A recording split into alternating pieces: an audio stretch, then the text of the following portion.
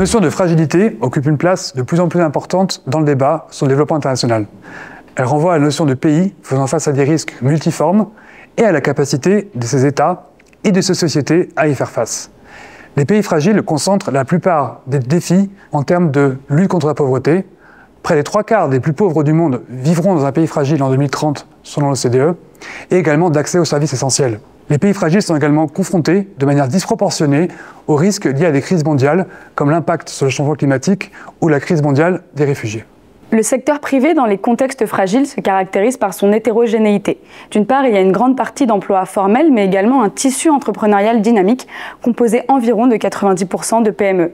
Des grandes entreprises nationales et internationales sont également présentes en zone de conflit. Elles font face à des contraintes environnementales et sociales spécifiques liées au contexte. Dans cette revue, nous avons voulu poser un regard honnête sur les nombreux défis auxquels font face les institutions financières de développement pour répondre à leur mandat dans les pays fragiles.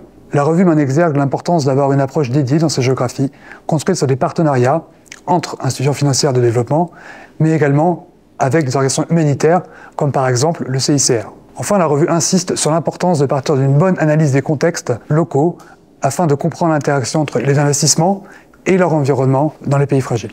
Dans ce numéro de la revue Secteur privé et développement, nous avons aussi voulu donner la parole à nos clients, notamment à Acme, une institution de microfinance présente en Haïti, ou encore à AfriGreen, un fonds d'investissement en faveur des énergies renouvelables en Afrique. L'idée, ça a été de montrer à la fois la diversité des contextes, mais également la diversité des réponses que peut apporter le secteur privé.